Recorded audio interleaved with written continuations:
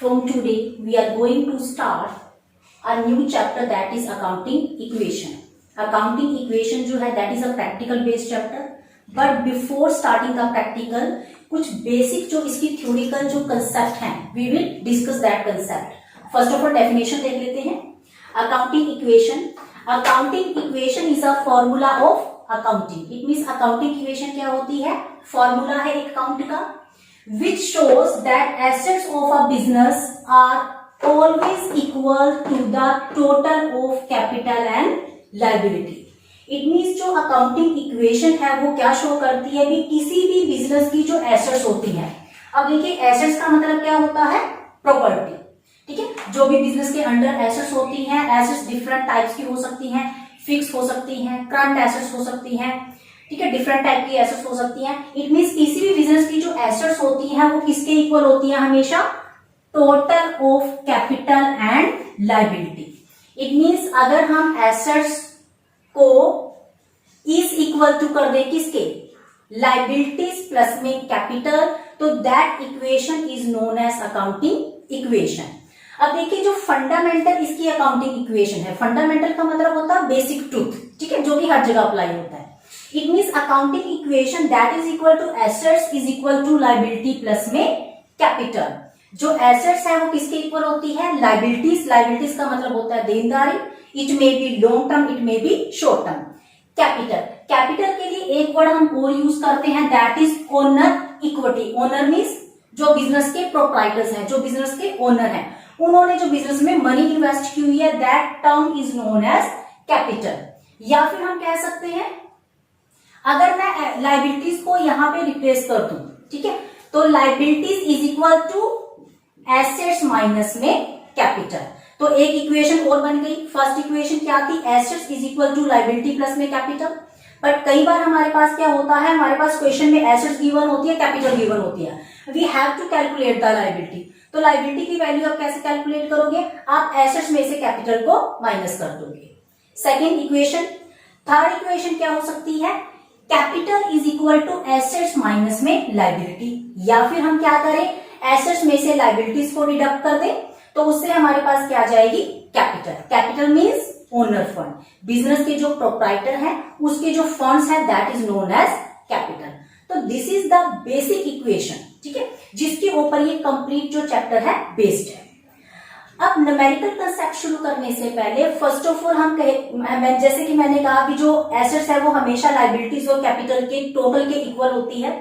तो हमारी जो एसेट्स हैं, लायबिलिटीज हैं और जो कैपिटल है, नंबर ऑफ अकाउंट है जो कि उसको इफेक्ट करते हैं. इट मींस बिजनेस में नंबर ऑफ ट्रांजैक्शंस होती है डे टू डे जो कि हमारी अकाउंटिंग इक्वेशन को इफेक्ट करती है. तो फर्स्ट ऑफ ऑल वो इफेक्ट देखने से पहले हम लोग डिस्कस करेंगे, या हम कह सकते हैं हम रिवाइज करेंगे, क्योंकि ये कंसेप्ट आपका ऑलरेडी हो चुका है. अकाउंट्स के types. It means rules of accounting. Rules of accounting को डिस्कस करने से पहले फर्स्ट ऑफ ऑल हमें पता होना चाहिए अकाउंट्स और उसके टाइप्स क्या होते हैं. अब देखिए जो अकाउंट्स है, अकाउंट्स को मेनली टू पार्ट्स में डिवाइड किया गया है. एक होता है पर्सनल अकाउंट और दूसरा होता है इम्पर्सनल अकाउंट. फर्स्ट क्या है? पर्सनल अकाउंट और second impersonal account. Impersonal account को फर्दर टू पार्ट्स में डिवाइड किया गया है, real account and nominal account. First of all जो पर्सनल अकाउंट है उसको डिटेल में डिस्कस करते हैं. पर्सनल जैसा कि नेम से पता चल रहा है, it means personal related to individual. Individual means human being, कोई भी अकेला पर्सन, कोई फर्म, कंपनी या फिर कोई भी इंस्टीट्यूशन, कोई भी संस्था.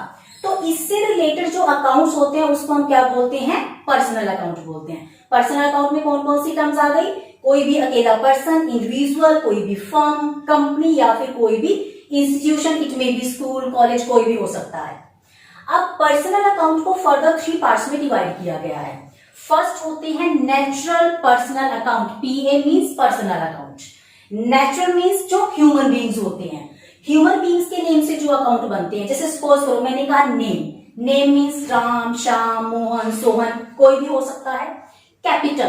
अब देखिए जो कैपिटल है, कैपिटल किसने लगाई? प्रोप्राइटर ने, ओनर ने. इट मींस जो कैपिटल अकाउंट है वो उस ओनर को रिप्रेजेंट कर रहा है. तो ये भी किसमें आएगा? हमारा नेचुरल अकाउंट में. ड्रॉइंग्स. ड्रॉइंग्स का मतलब क्या होता है? जब आप पर्सनल यूज के लिए मनी को विड्रॉ करते हो बिजनेस से, तो that amount is known as drawings. तो जो ड्राइंग्स है वो भी प्रोप्राइटर को रिप्रेजेंट कर रही होती है। डेटर्स, डेटर मीन देनदार, ठीक है, जिनको आपने गुड्स क्रेडिट में सेल की, और क्राइटर्स मीन्स लेनदार, जिनसे हमने गुड्स क्रेडिट में परचेज की।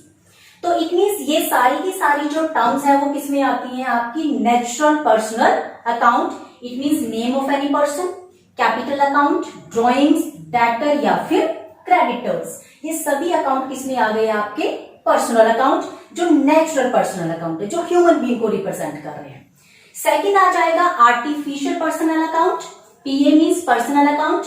आर्टिफिशियल पर्सनल अकाउंट का मतलब वो अकाउंट जिसमें पर्सन का फिजिकल एग्जिस्टेंस नहीं है, बट वो किसी पर्सन को रिप्रेजेंट कर रहा है। फिजिकल एग्जिस्टेंस का मतलब आप उसको देख नहीं सकते, ठीक है, बट वो किसी पर्सन को रिप्रेजेंट कर रहा है। फर्म, इट मीन्स कोई भी कंपनी, कोई भी firm, it may be a partnership, sole proprietorship हो सकती है, कोई भी इंस्टीट्यूशन हो सकता है जैसे कि स्कूल, कॉलेज, ठीक है। बैंक अकाउंट, अब बैंक अकाउंट जैसे आपने अपने नाम से कोई भी बैंक अकाउंट ओपन किया हुआ है, ठीक है, it may be a saving account, आपका करंट अकाउंट हो सकता है, तो वो एक ह्यूमन बीइंग को रिप्रेजेंट कर रहा है। तो जो बैंक अकाउंट है वो किसमें आता है, आपका आर्टिफिशियल पर्सनल अकाउंट में। थर्ड बात करते हैं रिप्रेजेंटेटिव पर्सनल अकाउंट। अब देखिए रिप्रेजेंटेटिव का मतलब कोई भी ऐसा अकाउंट जो किसी एक अकेले पर्सन, आप पार्टिकुलर पर्सन या फिर ग्रुप ऑफ पर्सन को रिप्रेजेंट करें, तो वो किसमें आ जाएगा, रिप्रेजेंटेटिव पर्सनल अकाउंट में। तो रिप्रेजेंटेटिव जो पर्सनल अकाउंट है उसके आगे एग्जांपल्स दिए हुए हैं, जैसे कि फर्स्ट मैंने कहा सैलरी आउटस्टैंडिंग। आउटस्टैंडिंग का मतलब क्या होता है, due but not paid. It means कोई भी ऐसा एक्सपेंडिचर जो ड्यू हो गया लेकिन आपने पे नहीं किया, ठीक है, इसके लिए हम आउटस्टैंडिंग वर्ड भी यूज कर सकते हैं। इसके लिए हम वर्ड यूज कर सकते हैं due but not paid. It means suppose करो लास्ट मंथ की आपने फी पे नहीं की, तो दैट इज आउटस्टैंडिंग फीस। हमने वर्कर्स से काम लिया लेकिन वर्कर्स को हमने लास्ट मंथ की सैलरी पे नहीं की, तो दैट इज सैलरी आउटस्टैंडिंग। तो जो आउटस्टैंडिंग सैलरी है वो किसी अकेले पर्सन को या ग्रुप ऑफ पर्सन को रिप्रेजेंट कर रही है जिनकी अमाउंट पेड है, मतलब जो पे करनी है लेकिन आपने अभी तक पे नहीं की, काम करवा चुके हो लेकिन अभी तक आपने उनको सैलरी पे नहीं की, तो that is known as the outstanding. Second आ गया इसमें प्रीपेड इंश्योरेंस। प्रीपेड का मतलब होता है एडवांस में पे करना, जैसे आपके मोबाइल होते हैं ना, मोबाइल का जो बिल है पोस्टपेड भी होता है, प्रीपेड भी होता है। प्रीपेड का मतलब होता है आपने एडवांस में पे कर दिया, उसका बेनिफिट अभी आपने अवेल नहीं किया, उसका जो बेनिफिट है इन फ्यूचर आप अवेल करोगे, तो प्रीपेड इंश्योरेंस। आपने देखा होगा जो इंश्योरेंस का जो प्रीमियम है वो हाफ ईयरली होता है या फिर ईयरली होता है, ठीक है। हमने स्टार्टिंग में मतलब बिगिनिंग ऑफ द ईयर हमने इंश्योरेंस की अमाउंट पे की, लेकिन उसका जो बेनिफिट है वो हमें फर्दर मंथ्स में मिलने वाला है, तो that is known as the prepaid insurance. Accrued, accrued का मतलब होता है earn but not received. Accrued means earn but not received. आप काम कर चुके हो लेकिन आपको इनकम नहीं मिली अभी तक, आप अर्न कर चुके हो लेकिन वो आपको रिसीव नहीं हुआ, तो that is known as accrued. Accrued interest हो सकता है, एक्रूड सैलरी हो सकती है, एक्रूड कमीशन हो सकता है। एक्रूड का मतलब होता है earn but not receive. Next है अनअर्न्ड इनकम। अगर इसको हम टू पार्ट्स में डिवाइड कर दें, अनअर्न्ड वो इनकम जो आपने अर्न नहीं की बट आपको एडवांस में मिल गई, ठीक है, तो that is known as unearned income. It means unearned commission, unearned rent, something कुछ भी हो सकती है वो। तो ये सारे के सारे जो अकाउंट है, आउटस्टैंडिंग हो गया, प्रीपेड, एक्रूड, अनअर्न्ड, ये 4 की 4 जो टर्म्स है वो किसमें आती है, रिप्रेजेंटेटिव पर्सनल अकाउंट में। एक बार फिर से रिपीट करते हैं, पर्सनल अकाउंट को 3 पार्ट्स में डिवाइड किया गया। First natural personal account, second artificial personal account and third representative personal account. अब इसका जो फंडामेंटल जो इसका रूल है, इट मींस पर्सनल अकाउंट के ऊपर क्या रूल अप्लाई होता है, तो इसका जो रूल है debit the receiver credit the giver. Rule क्या है इसका, debit the receiver credit the giver. That is अब ऑल अबाउट पर्सनल अकाउंट। अब बात करते हैं इम्पर्सनल अकाउंट की। इम्पर्सनल अकाउंट को 2 पार्ट्स में डिवाइड किया गया, real account and nominal account. देखिए अगर हम बात करें रियल अकाउंट की, तो रियल अकाउंट क्या होते हैं, all those things which value can be measure in terms of money. कोई भी ऐसी चीज जिसकी वैल्यू को आप मनी में क्या कर सको, कैलकुलेट कर सको, मेजर कर सको। And properties of a business, और जो किसके अंडर है, बिजनेस के अंडर है। तो वो सारी की सारी जो थिंग्स होती हैं, वो सारी की सारी जो एसेट्स होती हैं, उसको हम क्या बोलते हैं? Real account. रियल मीन्स कोई भी ऐसी थिंग्स, कोई भी ऐसी एसेट्स जिसकी वैल्यू को कैलकुलेट किया जा सके और जो किसके अंडर है? जो प्रॉपर्टी है बिजनेस की। अब जैसे उसका रूल क्या था पर्सनल अकाउंट का? Debit the receiver, credit the giver. इसके लिए जो रूल अप्लाई होता है, debit what comes in, credit what goes out. जो आ रहा है उसको डेबिट कर दो, जो जा रहा है उसको क्रेडिट कर दो। तो रूल क्या है? Debit what comes in and credit what goes out. Real account को भी फर्दर 2 पार्ट्स में डिवाइड किया गया है। फर्स्ट है tangible real account and second intangible real account. देखो जैसे कि नाम से पता चल रहा है, tangible and intangible. Tangible real account का मतलब है कोई भी ऐसा account which can be touch, felt, measure, purchase and sale. कोई भी ऐसा अकाउंट, कोई भी ऐसी चीज जिसको आप टच कर सकते हो, जिसको आप फील कर सकते हो, जिसकी मनी को आप मेजर कर सकते हो, जिसको सेल परचेज किया जा सकता है, that assets is known as tangible assets. Like cash, money को आप टच कर सकते हो, तो मनी किसमें आ गया? आपका टेंजिबल अकाउंट में। Furniture like table, chair, stock means goods जिसमें आप डील करते हो, ठीक है, like that land, machinery, building. तो ये सारी की सारी किसमें आ जाती हैं? आपकी टेंजिबल। इट मीन्स जिसको आप टच कर सकते हो, जिसकी मनी को कैलकुलेट किया जा सकता है, जिसको आप सेल परचेज कर सकते हो। सेकंड जो आता है रियल अकाउंट में, दैट इज इनटेंजिबल। इनटेंजिबल इसके बिल्कुल opposite, which can not be touch but value can be measured. जिसको आप टच नहीं कर सकते बट उसकी मार्केट वैल्यू है, उसको हम क्या बोलेंगे? Intangible real account. Like goodwill. Goodwill का मतलब क्या होता है? रेपुटेशन। इट मीन सपोज करो आपका कोई बिजनेस है जो कि लास्ट 15-20 ईयर से काम कर रहा है। बिजनेस की जो वर्थ है, वर्थ मीन्स आपकी जो भी एसेट्स है, अगर उसको कैलकुलेट कर लिया जाए तो आपकी बिजनेस की जो वैल्यू है वो 50 लाख है। बट आपने बिजनेस को वाइंड अप किया और वो जो बिजनेस 50 लाख का था वो आपका कितने में सेल हो गया? 70 लाख में। तो 20 लाख आपने किस चीज का लिया? That is for goodwill. It means आपने उस बिजनेस को रन किया एक लंबे टाइम पीरियड तक, तो बिजनेस की एक रेपुटेशन बन गई, एक मार्केट वैल्यू बन गई। तो that market value is known as goodwill. But हम गुडविल को सेपरेटली सेल नहीं कर सकते। हम ऐसा नहीं कह सकते कि बिजनेस सेल नहीं करेंगे जी, हम बिजनेस की गुडविल सेल कर देते हैं। इट मीन्स गुडविल सेल तभी होगी जब बिजनेस सेल होगा। तो आप उसको टच नहीं कर सकते लेकिन फील कर सकते हो, ठीक है, कि हमारी बिजनेस की रेपुटेशन ये है। आप उसकी वैल्यू भी कैलकुलेट कर सकते हो, उसको मेजर भी कर सकते हो। ऐसे ही पेटेंट या फिर कॉपीराइट, किसी भी प्रोडक्ट को बनाने का पेटेंट आपके पास है। सपोज करो नंबर ऑफ गुड्स होती हैं मार्केट में, आपने देखा होगा सभी गुड्स जो उसका शेप, डिजाइन, कलर वो है डिफरेंट होता है, ठीक है। आपने कभी भी देखा हो, जैसे अगर हम इसकी बात करें, कोल्ड ड्रिंक्स की अगर हम बात करें, ठीक है, या फिर अगर हम बुक्स की बात करें, जो बुक्स है बुक्स में कॉपीराइट होता है। इट मीन्स कोई भी राइटर जिसने बुक को लिखा, ठीक है, उसके नाम से वो रिजर्व हो गया, उसने अपने नाम से उसका कॉपीराइट करवाया, तो कोई अदर पर्सन उसकी कॉपी नहीं कर सकता। तो ये जो होता है पेटेंट या कॉपीराइट, ये किसमें आ जाता है? हमारा इनटेंजिबल रियल एसेट्स में। एक बार फिर से देखेंगे, रियल एसेट्स का मतलब होता है कोई भी ऐसी चीज, कोई भी ऐसी थिंग जिसकी मनी को मेजर किया जा सके, जिसको मनी टर्म्स में मेजर किया जा सके, ठीक है, और जो बिजनेस की प्रॉपर्टी होती है। रूल क्या अप्लाई होगा इसके ऊपर? Debit what comes in, credit what goes out.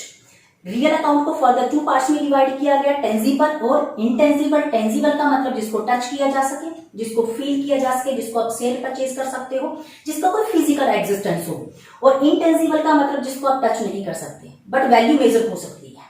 तो that is about real account. Next जो था इम्पर्सनल में रियल, और सेकंड क्या था हमारे पास? Nominal account. अब बात करते हैं नॉमिनल अकाउंट की। नॉमिनल अकाउंट में हमारे क्या आ जाती हैं? All expenses and losses and all incomes and gain. अब इसका जो फंडामेंटल जो रूल है, debit all expenses and loss. It means अगर बिजनेस में कोई भी खर्चा हुआ या बिजनेस में कोई लॉस हो गया तो हम उसको क्या करेंगे? डेबिट। लाइक हमने रेंट पे किया, हमने सैलरी पे की, हमने कमीशन पे की, हमने कोई डिस्काउंट दिया, तो ये हमारे लिए क्या है? एक्सपेंडिचर्स या फिर हमारे लिए लॉस, ठीक है। तो उसका कौन सा बैलेंस होता है? Debit balance.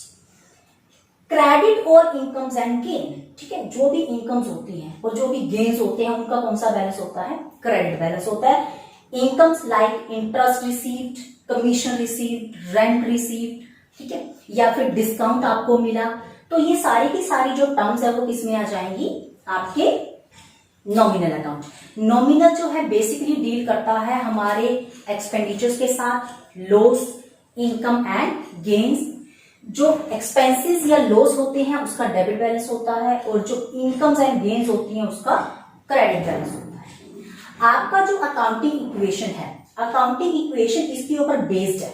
इट मीन्स जो अकाउंट है उसके रूल्स क्या है, ठीक है। और जो अकाउंटिंग इक्वेशन जब आप कैलकुलेट करोगे, जब हम कैलकुलेट करेंगे assets is equal to liability plus में कैपिटल, तो जो बेसिक कंसेप्ट है वो आपको ऑलरेडी क्लियर होना चाहिए।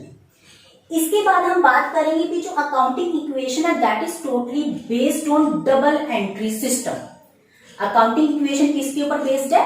डबल एंट्री सिस्टम के ऊपर। और अकाउंटिंग इक्वेशन को कैलकुलेट करने से पहले आपको बैलेंस शीट का फॉर्मेट जरूर पता होना चाहिए। बैलेंस शीट इट मींस वो स्टेटमेंट जो बिजनेस की फाइनेंशियल पोजीशन को बताती है। इट मींस वो बताती है हमारे पास कितनी एसेट्स हैं, कितनी लायबिलिटीज है और कितनी कैपिटल है। अब बात करते हैं डबल एंट्री सिस्टम। जैसे कि आपको पहले ही बताया जा चुका है, accounting equation it means assets is equal to liability plus में capital, that is totally based on double entry system and balance sheet. तो फर्स्ट ऑफ ऑल बात करते हैं डबल एंट्री सिस्टम क्या होता है। It refers to a system of accounting. It means double entry system क्या है? अकाउंटिंग का एक system in which every transaction it means हर कोई जो लेन देन होता है affect at least two account simultaneously. It means double entry system क्या है? अकाउंटिंग का वो सिस्टम जिसमें एवरी ट्रांजेक्शन, कोई भी ट्रांजेक्शन, कोई भी लेन देन हो, वो कम से कम एटलीस्ट मतलब कम से कम दो अकाउंट को एक साथ वो इफेक्ट करेगा।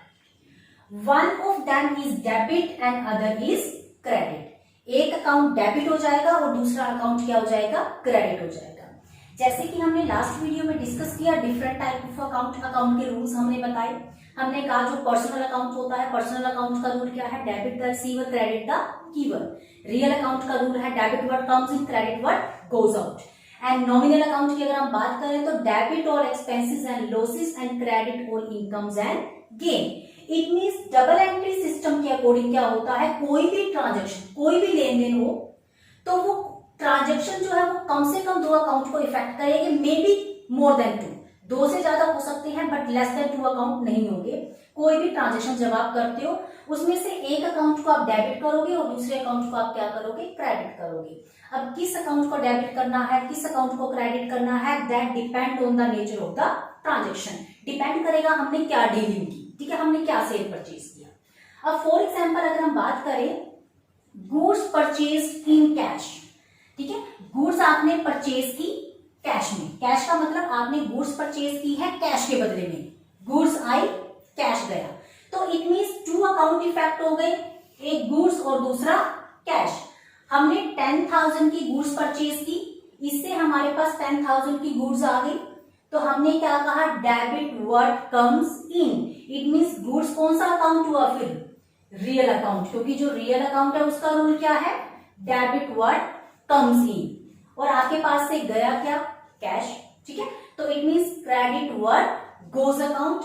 तो कैश भी किसमें आता है? आपका रियल अकाउंट में आ गया। इट मींस डिपेंड करेगा ट्रांजेक्शन के ऊपर। जरूरी नहीं है किसी भी ट्रांजेक्शन में दोनों रियल अकाउंट हो, दोनों नॉमिनल या फिर दोनों पर्सनल अकाउंट हो। इट मे बी एक रियल अकाउंट दूसरा पर्सनल अकाउंट हो, एक पर्सनल अकाउंट हो दूसरा नॉमिनल अकाउंट हो, that depend on the nature of the transaction. अब देखिए एक बार फिर से देखते हैं गुड्स परचेज इन कैश। हमने गुड्स कैश में परचेज की, कम से कम दो अकाउंट इफेक्ट होगी, जैसे कि हमने पहले से बात की एटलीस्ट टू अकाउंट, कम से कम दो अकाउंट इफेक्ट होंगे। यहाँ पे दो अकाउंट कौन से इफेक्ट हुए? गुड्स आ गई और कैश चला गया। डेबिट व्हाट कम्स इन, जो आ गया उसको डेबिट कर दिया और जो चला गया उसको हम क्या कर देंगे? क्रेडिट कर देंगे। अब हमने बात की कम से कम दो account, but it may be more than two. Example की हेल्प से देखेंगे। Goods purchase ₹20,000 in cash and 10,000 in credit. Credit का मतलब होता है उधार। इट मींस हमने 20,000 की गुड्स कैश में परचेज की और 10,000 की गुड्स हमने परचेज की क्रेडिट में, तो टोटल कितनी अमाउंट की गुड्स हमने परचेज की? 30,000। इट मींस आपकी जो गुड्स है, या अगर हम कहीं स्टॉक जो है वो कितने से इंक्रीज हो गया? 30,000 से, क्योंकि 20,000 की गुड्स हमने कैश में परचेज की और 10,000 की गुड्स हमने क्रेडिट में परचेज की, तो हमारी जो गुड्स है वो कितने से इंक्रीज हो गई? 30,000 से। तो डेबिट व्हाट कम्स इन, जो आ गया उसको क्या कर दो, डेबिट। इट मीन्स हमारे पास 30,000 की गुड्स इंक्रीज हो गई तो हम 30,000 को क्या कर देंगे, डेबिट। अब 30,000 से आपकी जो गुड्स है वो क्या हो गई, डेबिट। D R means debit. गया क्या, हमने 20,000 की गुड्स कैश में परचेज की, इट मीन्स आपके पास से 20,000 चला गया। क्रेडिट व्हाट गोज आउट, जो चला गया उसको क्रेडिट कर दो। हमारे पास से क्या गया, 20,000 कैश, तो कैश को हम क्या कर देंगे, क्रेडिट कर देंगे 20,000 से। और 10,000 की गुड्स जो आपने क्रेडिट में परचेज की, क्रेडिट मीन्स आपने उधार में परचेज की, आप इस 10,000 को इन फ्यूचर पे करोगे। इन फ्यूचर का मतलब आपकी लायबिलिटी इंक्रीज हो गई। लायबिलिटी का मतलब होता है देनदारी। इट मीन्स हमने गुड्स तो परचेज कर ली लेकिन उसकी जो पेमेंट है वो हम अभी फ्यूचर में करेंगे। तो इट मीन्स 10,000 से आपकी क्या इंक्रीज हो गए, increase in liabilities. Liabilities means देनदारी। आपके क्रेडिटर्स जो है वो 10,000 से इंक्रीज हो गए, ठीक है। तो 10,000 से आपकी जो क्रेडिटर्स है वो क्या हो जाएंगे, क्रेडिट हो जाएंगे, ठीक है। क्योंकि हमने बात की क्रेडिटर्स मीन्स पर्सनल अकाउंट, और पर्सनल अकाउंट का रूल क्या होता है, debit the receiver credit the giver. It means जो क्रेडिटर है वो देने वाला है, उसने हमें गुड्स दी तो इसलिए हम 10,000 से क्रेडिटर्स को क्या कर देंगे, क्रेडिट करेंगे, ठीक है। क्रेडिटर्स के बारे में पहले से ही बात हो चुकी है। ये हमारे पर्सनल अकाउंट को रिप्रेजेंट करते हैं और पर्सनल अकाउंट में क्रेडिट द गिवर। अब देखिए इस ट्रांजेक्शन से आपके 3 अकाउंट इफेक्ट हो गए। गुड्स इफेक्ट हुई 30,000 से, कैश इफेक्ट हुआ 20,000 से, और 10,000 से आपका क्रेडिटर जो अकाउंट था, आपकी जो लायबिलिटी है वो इंक्रीज हो गई। इट मींस 30,000 का डेबिट और 30,000 से ही क्रेडिट। तभी हम कहते हैं जो एसेट्स है वो हमेशा किसके इक्वल होती हैं, लायबिलिटीज प्लस में कैपिटल के। इट मींस कोई भी ट्रांजेक्शन हो, अगर वो यहां से 10,000 को इंक्रीज कर रही है तो मे भी हो सकता है वो यहीं से 10,000 को डिक्रीज कर दे, या फिर 10,000 का जो इफेक्ट है वो उस साइड हो जाए। तो इट मींस अकाउंटिंग इक्वेशन जब भी कोई ट्रांजेक्शन होगी उसका जो टोटल जब हम करेंगे तो वो हमेशा इक्वल आएगा। अब बात करते हैं बैलेंस शीट की, क्योंकि जब हम अकाउंटिंग इक्वेशन प्रिपेयर करेंगे तो उसके जस्ट बाद हम बैलेंस शीट प्रिपेयर करते हैं। जो बैलेंस शीट है, बैलेंस शीट आपकी बनती है टी फॉर्म। टी फॉर्म का मतलब होता है टी शेप, जैसे इंग्लिश का जो वर्ड होता है ना टी, तो इस शेप में आपकी बैलेंस शीट बनाई जाती है। जैसे मैंने कहा एक लाइन आपने ड्रॉ की और उसको सेंटर में से आपने क्या कर दिया, कट कर दिया। It means that is a T shape account. इसका जो ये वाला साइड है, अगर हम बात करें लेफ्ट हैंड साइड, तो लेफ्ट हैंड साइड में इसकी क्या होती है, कैपिटल एंड लायबिलिटीज। नेक्स्ट जो कॉलम होता है वो होता है अमाउंट के लिए, रुपीज के लिए। नेक्स्ट अगर हम राइट हैंड साइड की बात करें तो इसका जो कॉलम है दैट इज एसेट्स, और ये हो गया आपकी अमाउंट का कॉलम। जब आप अकाउंटिंग इक्वेशन बनाओगे तो अकाउंटिंग इक्वेशन से जो भी वैल्यूज आपके पास आएंगी उसको हम कहां पे ट्रांसफर करने वाले हैं, बैलेंस शीट में। और जब बैलेंस शीट का टोटल आप टैली करोगे तो उसकी दोनों साइड हमेशा इक्वल आएंगी। उसके पीछे रीजन क्या है, जितनी भी आपकी एसेट्स हैं, एसेट्स को हम कहां ट्रांसफर करेंगे, राइट हैंड साइड, ठीक है। जो लायबिलिटीज और कैपिटल है उसको हम कहां पे ट्रांसफर करेंगे, लेफ्ट हैंड साइड में। तो इसका जो टोटल है वो हमेशा इक्वल होता है।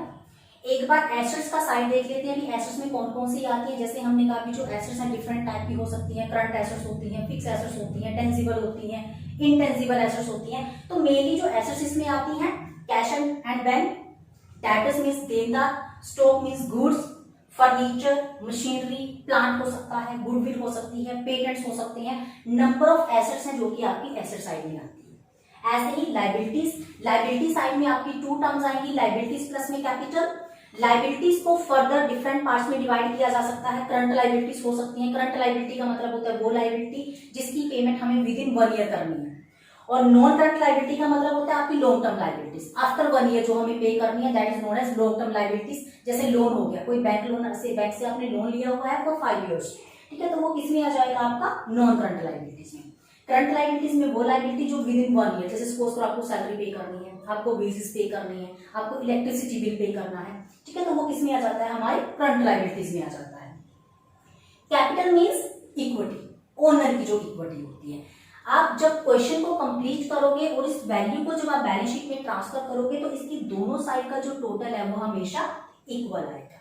इट मींस आपका जो अकाउंटिंग इक्वेशन है that is totally based on double entry system. और डबल एंट्री सिस्टम से जब हम अकाउंटिंग इक्वेशन को सॉल्व करते हैं तो उसके बाद जब आप बैलेंस शीट प्रिपेयर करते हो तो उसकी दोनों साइड जो है वो हमेशा टैली करती है, क्योंकि बैलेंस शीट जो एक वो स्टेटमेंट है जो आपको कंपनी की फाइनेंशियल जो पोजीशन है, फाइनेंशियल पोजीशन का मतलब है कितनी एसेट्स हैं, कितनी लायबिलिटीज हैं, कितनी कैपिटल है, उसके बारे में इंफॉर्मेशन देती है। अब इसका जो प्रैक्टिकल कंसेप्ट है वो हम नेक्स्ट वीडियो में डिस्कस करेंगे। आई थिंक ये वाला जो कंसेप्ट है वो आप सभी को क्लियर होगा। Okay student, thanks for watching.